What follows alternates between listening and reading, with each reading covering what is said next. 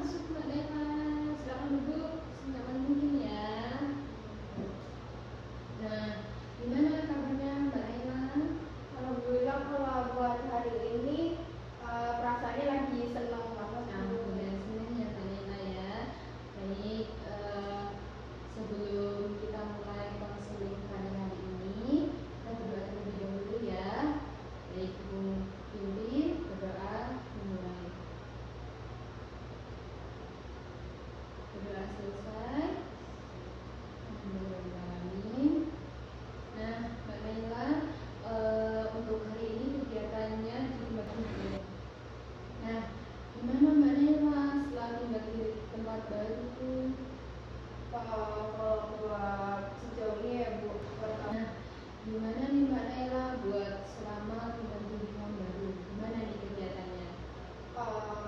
untuk sejauh ini saya ketika tinggal di lingkungan baru ya Bu, saya masih susah buat bergaul sama lingkungan sekitar. Jadi ketika ada banyak orang yang berkumpul, saya masih ragu untuk nimbrung. Saya masih malu buat kumpul-kumpul bareng karena saya cenderung minder Bu, karena mungkin ketika mereka ngobrol, ketika mereka membahas sesuatu, saya belum begitu paham dengan bahasa ataupun obrolan yang mereka ceritakan. Jadi saya masih ketika orang-orang di sekitar saya lagi kumpul-kumpul tuh saya belum berani buat nimbrung lama-lama dulu sama mereka, karena saya ngerasa ternyata topik pembahasan mereka itu nggak masuk sama sekali ke saya.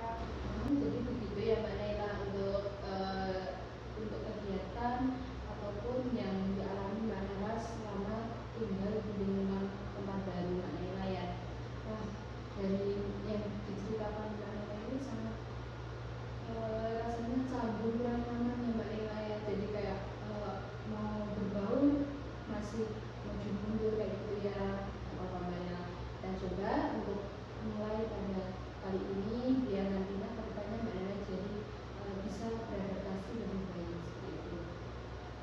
Nah, untuk itu dari Ibu akan menjelaskan tujuan konseling individu ini, yaitu untuk membantu Mbak Naila menyesuaikan diri di lingkungan baru, terus juga akan membantu Mbak Naila untuk beradaptasi dan menyesuaikan diri dengan lingkungan baru Mbak Naila, dan juga Ibu akan membantu meningkatkan rasa percaya diri Mbak Naila nih untuk berinteraksi di sosial, di lingkungan teman, sekolah ataupun di masyarakat ya. Nah, sebelum kita mulai Mbak Naila, Ibu akan meminta kesepakatan buat waktu kita selama menjalankan konseling ini Mbak Naila. Nah, mungkin kalau konseling ini dilakukan di durasi kurang lebih 45 menit dari Mbak Naila, keberatan atau bagaimana? Karena ini masih pertama kali juga ya Bu buat saya, mungkin itu sudah cukup. Nanti kalau misalkan memang saya rasa masih kurang, saya juga bisa bilang kayak gitu. Nanti kita sepakat ya Mbak Naila di 45 menit. Boleh sepakat. Oke. Nah, untuk itu nanti Mbak Naila dari konseling ini sendiri itu juga ada asas-asasnya Mbak Naila. Jadi Mbak Naila jangan khawatir, di konseling ini sendiri itu ada 4 asas, yaitu pertama asas kerahasiaan. Jadi apapun nanti yang diceritakan Mbak Naila itu insya Allah akan aman dan hanya Ibu dan Mbak Naila yang tahu. Jadi cukup kita berdua yang tahu dan insya Allah hasilnya aman, tidak bocor. Nah, yang kedua ada kesukarelaan. Nah, Mbak Naila sendiri ini datang ke sini dengan sukarela atau ada keterpaksaan Mbak Naila? Insya Allah dari saya dengan sukarela, karena saya merasa butuh konseling. Jadi saya rasa saya dengan sukarela datang.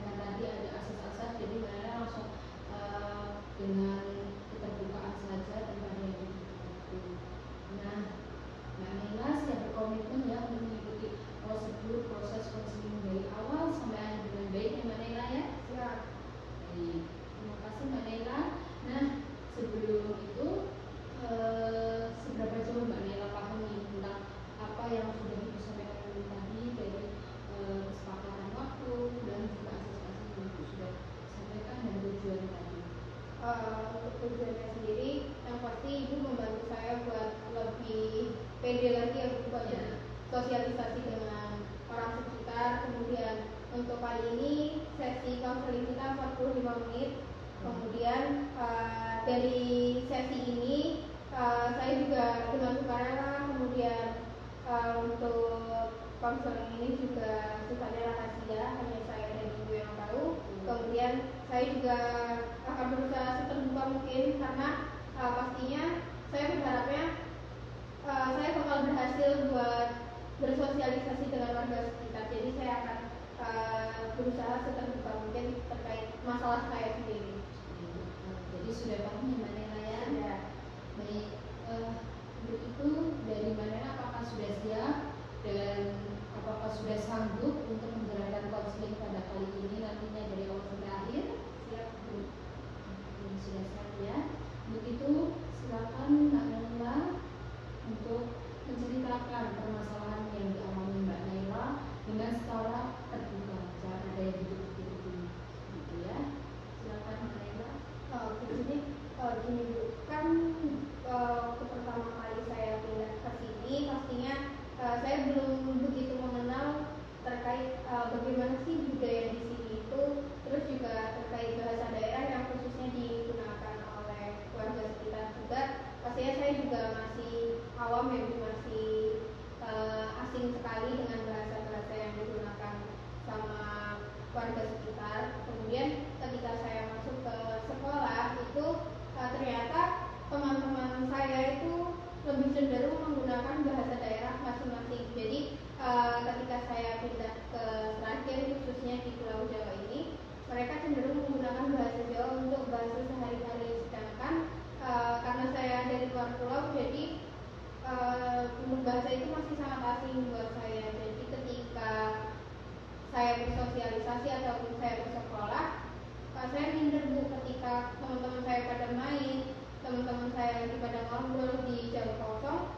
Saya rasa saya nggak bisa mengikuti obrolan mereka ataupun kegiatan mereka karena menurut saya nggak paham apa yang mereka perbincangkan. Jadi saya cenderung minder buat bergabung sama mereka. Kemudian karena mereka ngerasanya saya cukup beda mungkin ya Bu, karena saya jarang gabung sama mereka.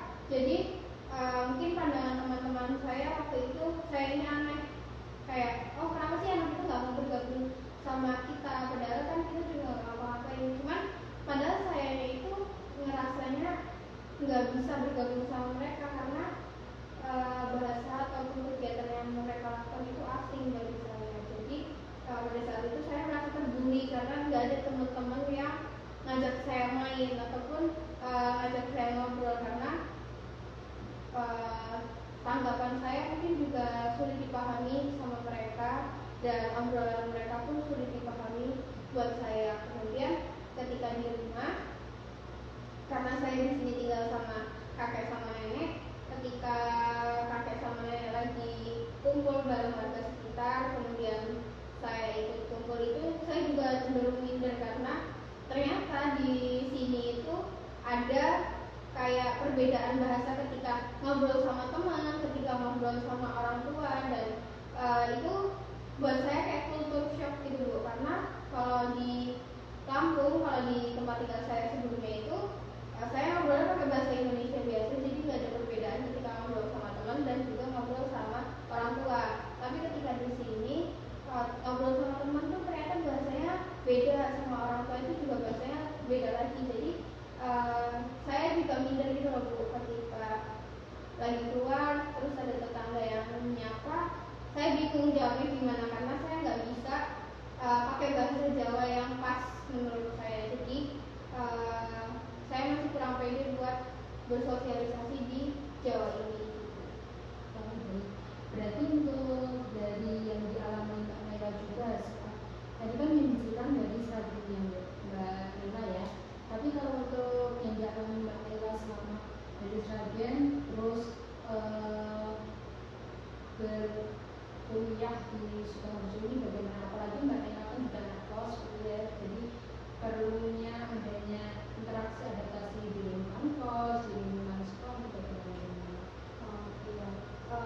Untuk yang pertama, karena di Sragen saya sudah kultur shock, ternyata ketika pindah di Sukoharjo saya lebih kayak kaget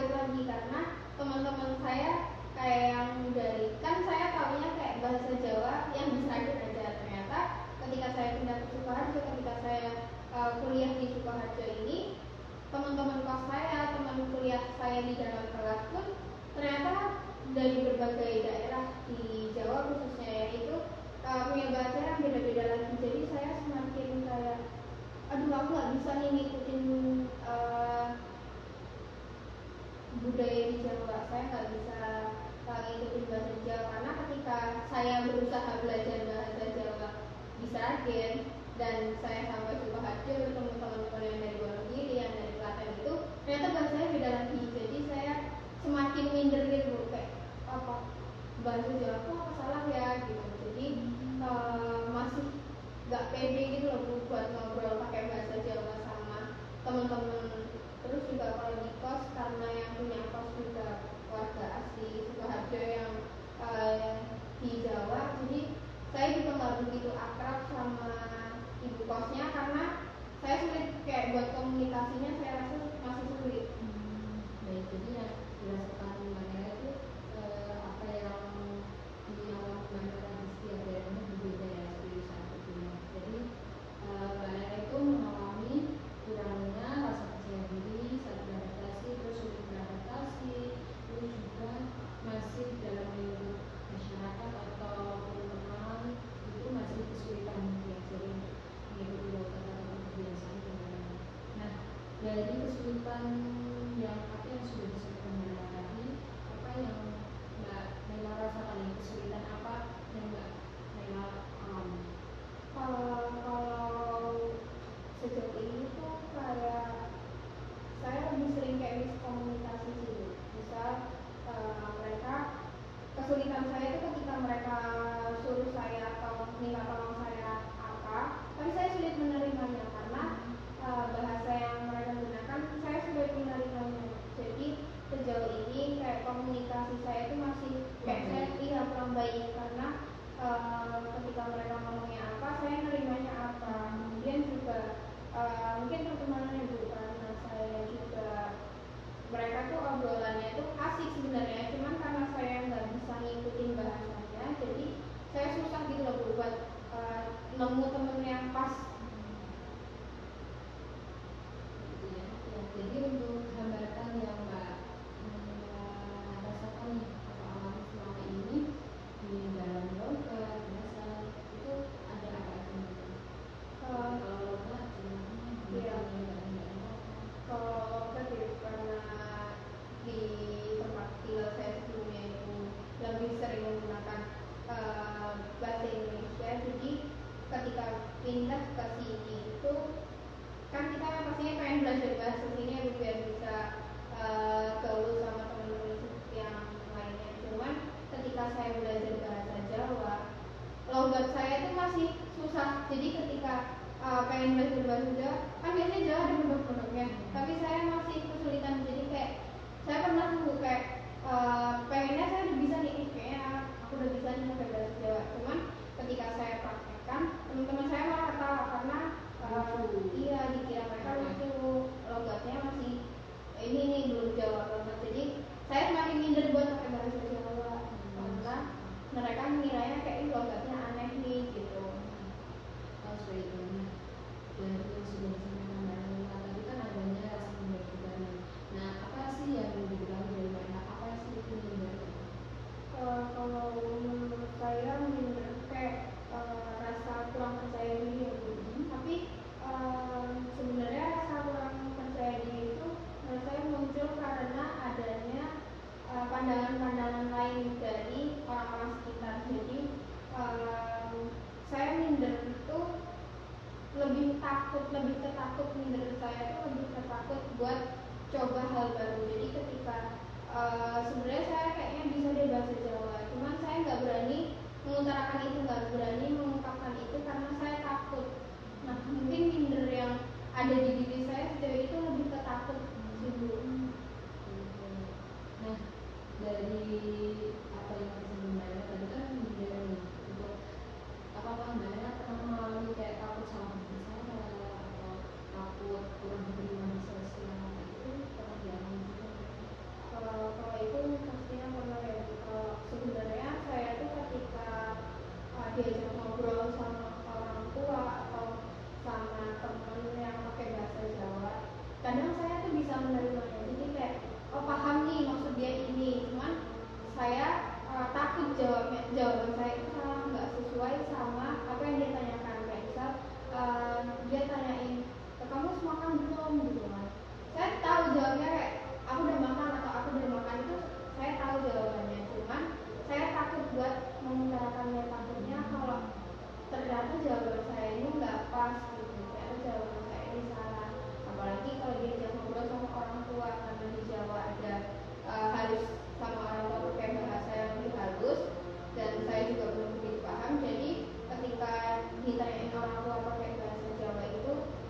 nggak berani jawab, saya takutnya jawaban saya salah atau mungkin nggak bisa diterima sama orang tersebut karena terlalu kasar atau begitu. Jadi untuk hal itu saya sering mengalaminya.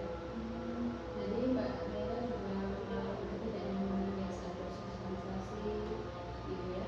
Nah, apa sih yang pernah Mbak Naila pikirkan, pikiran-pikiran negatif saat Mbak Naila yang selama ini dialami karena kurang percaya diri dan minder ataupun kesulitan beradaptasi dari Bapak? Kalau saya itu dulu waktu pertama kali tes pasti saya itu setiap malam selalu kayak nangis. Saya pengen balik lagi ke tempat asal saya sebelumnya karena saya rasa kayak nggak bisa tinggal di sini. Semuanya dulu waktu itu saya rasanya kayak semua orang cuekin aku, semua orang nggak mau temenan sama aku. Jadi waktu itu pasti setiap hari aku thinking besok ada yang nemenin nggak ya, besok ada yang ngajak ngobrol nggak ya, pasti setiap hari kayak gitu. Jadi pikirannya waktu itu nggak kok yang besok pelajarannya apa, tapi saya lebih mikirin kayak besok ada temen yang negur sapa aku nggak ya gitu. Karena buat saya sendiri mau menegur sapa teman-teman sekitar itu masih takut gitu loh, takutnya ya anak ini aneh tegur sapanya atau gimana. Jadi setiap malam itu pasti dulu saya selalu nangis terus, pengennya saya balik lagi ke tempat asal saya gitu. Jadi apa yang sudah disampaikan Mbak Naila tadi, Ibu melakukan dan menerimanya itu dari Mbak Naila, dari yang negatif-negatif itu, pikiran negatif Mbak Naila itu sebenarnya untuk perbedaan Mbak Naila itu nggak apa-apa banget, berbeda itu nggak apa-apa banget, karena itu malah menjadi salah satu ciri khas dari Mbak Naila. Jadi mungkin dari teman-teman menganggap itu aneh, aduh ini kok aneh ya, bentuknya ini kayak kurang, tadi kan bahasa Jawanya masih kurang bagus, kayak masih kurang baik ya itu, tapi sebenarnya itu masih menjadi, bisa menjadi positif satu poin buat Mbak Naila, jadi hal yang unggulan dari diri Mbak Naila bahwasanya berbeda itu nggak masalah. Jadi itu malah jadi penguat ataupun pembeda Mbak Naila agar dari teman-teman itu yang mungkin dari teman-teman yang kurang support Mbak Naila itu kayak belum tentu teman-teman Mbak Naila itu bisa seperti Mbak Naila, bisa kuat dan bisa menjalankan hari-harinya dengan pikiran negatif ataupun juga hal-hal yang tadi udah banyak sampaikan itu. Nah, Mbak Naila jangan takut, nggak apa-apa, Mbak Naila harus tetap semangat, harus tetap percaya diri bahwasanya apapun itu nantinya itu pasti akan terlewati Mbak Naila. Jadi jangan pernah takut apapun yang Mbak Naila lakukan ke depannya. Jadi mungkin Mbak Naila bisa melakukan kayak menjadi motivasi diri bahwasanya oh aku berbeda nih, oh nggak apa-apa, itu malah lebih klik-klik ke teman-teman kayak belajar lagi biar Mbak Naila itu lebih tahu ya, dan Mbak Naila tahu lebih tahu kayak gitu. Jadi jangan minder, jangan apa ya, langsung kayak ngomong atau enggak sedih sendiri, jangan, jadi malah jadi kekuatan sebenarnya, aku harus bisa kayak yang lain tadi ya, ya. Jadi untuk seperti tadi Mbak Naila kan ingin harapannya seperti teman-teman yang lain saat ngobrol sama orang tua itu bisa menggunakan bahasa Jawa yang baik seperti itu ya. Itu Mbak Naila harus sabar, karena kita kalau mau berubah seperti itu ya Mbak Naila, kita juga butuh waktu, butuh proses. Apa yang maksudnya proses itu? Nah, proses itu sendiri Mbak Naila sudah lakukan, sudah alami, Mbak Naila sudah melalui kayak belajar bahasa, melalui orang tua, teman, ataupun lingkungan sekitar. Mbak Naila juga berusaha buat mencoba bahasa Jawa sebisanya, walaupun logatnya masih belum baik seperti itu kan, itu sudah termasuk proses. Tapi kita juga jangan melupakan bahwa kita juga mau berubah itu juga butuh waktu. Waktu itu tidak bisa langsung kayak besok aku harus bisa, itu kita cuma bisa berharap dan berusaha. Tapi untuk waktu sendiri itu kita ya udah seperti air mengalir gitu loh. Nanti lama kelamaan, lambat laun pasti kita juga bisa kok, kita juga bisa kan menyesuaikan seperti teman-teman yang lain yang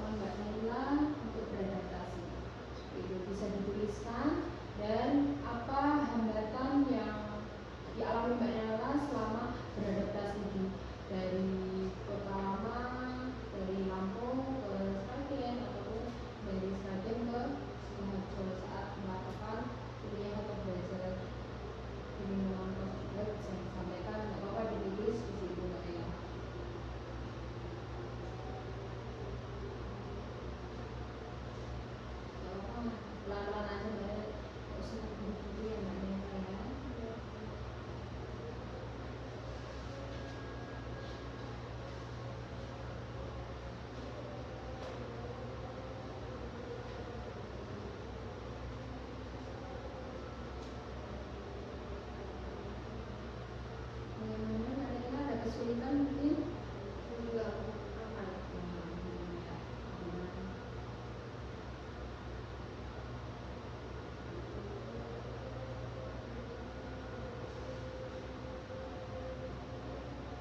Sudah mendengar? Belum.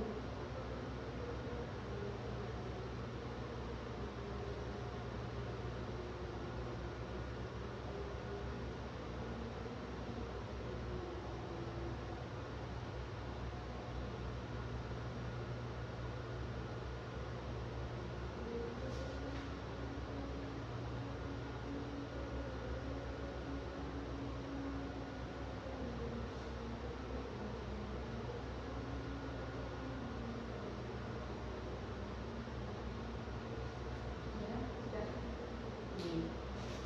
nah, bagaimana apa yang sudah ditulis dari Mbak Nela ini kebiasaan yang hambatan proses dalam Mbak Nela beradaptasi ini, Ibu mau minta tolong buat Mbak Nela bisa lebih berperilaku yang adaptif. Nah, seperti apa? Seperti misalnya mencoba Mbak Nela mencoba memulai percakapan dengan temannya. Karena juga sudah disebutkan Mbak Nela sulit dalam percakapan dengan teman yang Mbak Nela ya. Itu Mbak Nela juga bisa untuk memulai percakapan dengan teman. Mungkin Mbak Nela merasa minder kayak aku mau ngajak ngomong dulu nanti takutnya kayak bukan nih teman aku kurang bisa menerima kalau aku ini. Itu Mbak Nela dari ketakutan Mbak Nela itu bisa dicoba dulu. Oh, udah aku awalin dulu nih biar kalau nanti responnya gimana ya udah gitu langsung menyesuaikan aja gitu. Terus yang kedua Mbak Nela ini juga disampaikan terkait logat yang ada dalam kegiatan. Oh, Mbak Nela ini juga ikut organisasi. Iya. Jadi sedikit organisasi juga. Ini juga bisa Mbak Nela yang disampaikan ini bisa Ibu boleh menyarankan ya itu bisa dicoba juga belajar memahami logat sekitar. Kan di sekitar Mbak Nela tadi juga disampaikan ada orang Bugis, Klaten, Sukoharjo kayak gitu ya. Itu bisa dipahami, dipelajari sedikit kayak apa sih kebiasaan orang Bugis saat saat saat bisa saat kaget atau saat bisa saat mengalami kayak aduh ternyata kayak gitu bisa dipahami kayak gitu. Terus caranya berbicara dengan orang dari kultural dari orang gimana dari Klaten gimana kayak gitu nggak apa bisa dipelajari pelan-pelan. Dan juga Mbak Nela bisa memulai interaksi dengan lingkungan sekitar, misal dengan dosen-dosen terus dengan teman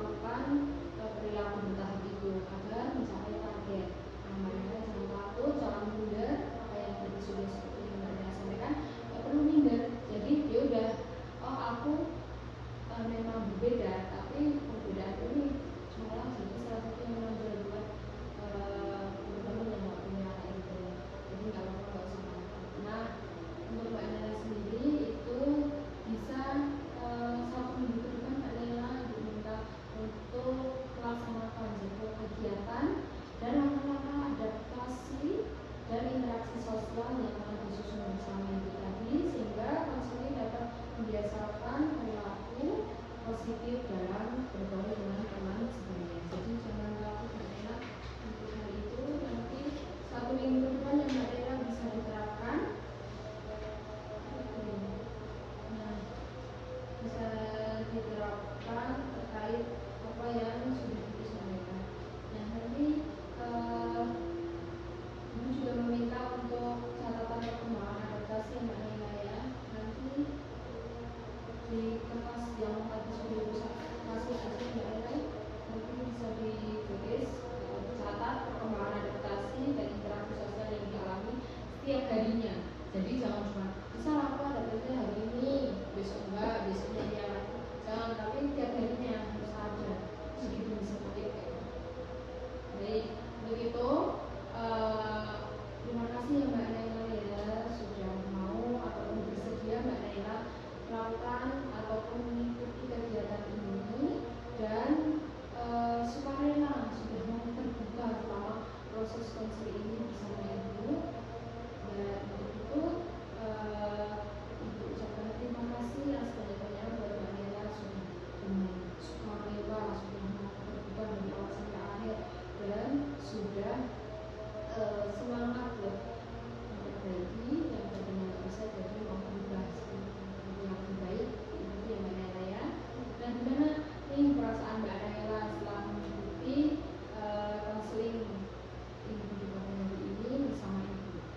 Karena tadi sama Ibu juga udah dikasih tips ya Bu buat 1 minggu ke depan. Jadi sejauh ini saya rasanya kayak oh berarti besok saya ada target. Jadi enggak yang kalau sebelumnya saya mikirnya besok gimana, saya jadi lebih pede lagi. Ternyata besok saya punya target nih, harus melakukan interaksi apa buat lebih mengenal budaya saat ini di sini di tempat tinggal saya yang baru. Baik, terima kasih Mbak Naila ya untuk perasaan yang sudah disampaikan dari Mbak Naila. Baik, dan untuk itu Mbak Naila Ibu juga untuk mau bertanya nih terkait gimana sih perasaan Mbak Naila untuk pada konseling ini kan cukup baik sebetulnya. Mbak Naila bisa menyimpulkan buat hasil pada hari ini. Gimana hasilnya Mbak Naila? Untuk hasilnya setelah hari ini konseling dengan Ibu, saya merasa lebih baik lagi ya Bu. Jadi saya merasa kayak ternyata perbedaan itu nggak masalah. Saya malah bisa menunjukkan bahwasanya emang di sini tuh ada namanya perbedaan dan saya juga merasa lebih pede lagi buat besok belajar memahami bahasa ataupun budaya di tempat tinggal saya yang baru ini. Kemudian saya juga lebih tenang ya karena sudah bercerita panjang lebar tadi ke Ibu dan Ibu juga udah kasih saya tips dan udah kasih saya masukan buat terkait kesulitan saya. Jadi ke depannya saya rasa saya bakal lebih gampang bersosialisasi lagi sama teman-teman sekitar khususnya dan juga saya rasa juga saya lebih berani lagi buat sekedar tanya gimana sih cara ngobrol ataupun logat-logat yang kalian gunakan itu biar saya tuh nggak aneh ketika ngobrol sama kalian. Nah, tadi karena sudah Mbak Naila menentukan ya untuk terkait untuk surat pernyataan persetujuan ini bisa ditandatangani dari istri Mbak Naila ya. Itu di atas ada nama, bisa ditulis nama Mbak Naila, terus ada kelas Mbak Naila dari kelas mana bisa ditulis, terus juga ada hari, waktu, tanggal bisa diisi dan yang terakhir itu ada tanda tangan dan nanti bawahnya diberi nama Mbak Naila ya.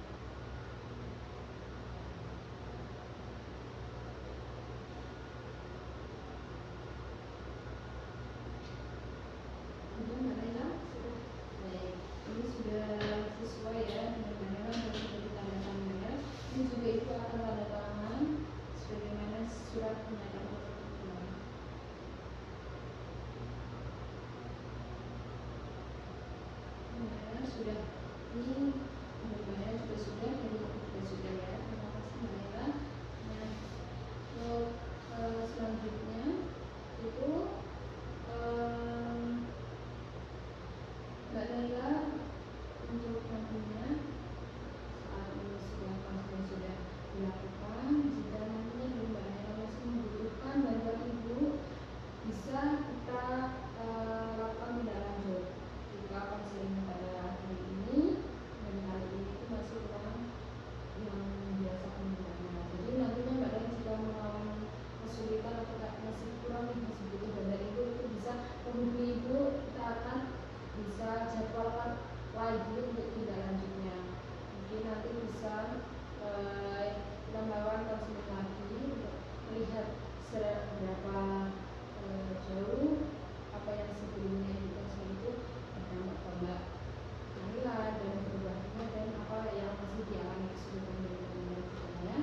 Nah, untuk itu sebelum Mbak Nela kita selesai pada konseling pada hari ini, Mbak Nela, apakah dari Mbak Nela nanti sepakat untuk adanya tindak lanjut? Karena kita juga akan ada percobaan untuk minggu depan yang menunggu, saya sepakat untuk adanya konseling. Jadi mungkin minggu depan ya Mbak Nela ya, setelah tadi yang disampaikan buat Mbak Nela bisa mencoba beberapa hal satu minggu ke depan. Nah, habis itu nanti minggu ke depannya kita bertemu lagi buat melihat seberapa jauh dan progres percobaan dari Mbak Nela, proses Mbak Nela seperti itu ya Mbak Nela ya. Sepakat ya. Nanti untuk waktu, tempat dan bagaimana nanti kita bisa Ibu hubungi lewat WhatsApp aja ya Mbak Nela ya, ataupun lewat wali kelas gitu ya Mbak Nela. Nah Mbak Nela, sebelum Ibu akhiri proses konseling pada hari ini, Ibu mengucapkan terima kasih dan kita juga sudah diberikan kelancaran dari awal sampai akhir waktu ini ya Mbak Nela ya. Kita tadi diawali dengan berdoa, kita berdoa terlebih dahulu untuk mengakhiri konseling pada hari ini. Tapi sebelumnya kita berdoa, dari Mbak Nela apakah ada yang mau ditanyakan terlebih dahulu? Untuk sejauh ini Gimana ya Mbak Nela ya, baik.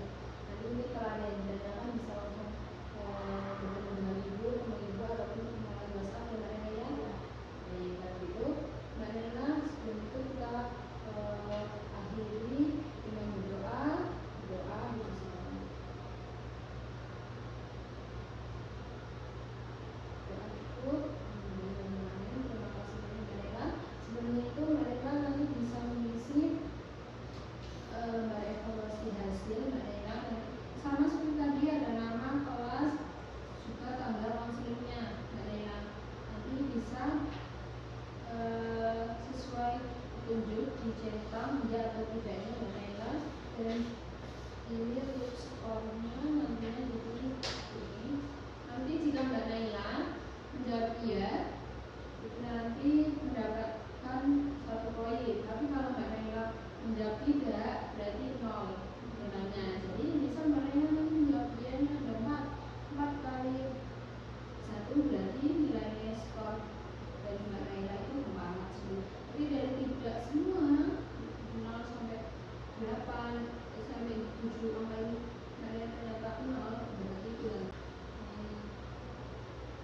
Ini untuk targetnya yang Mbak Nela tadi ya, yang bisa dilakukan Mbak Nela bisa di bawah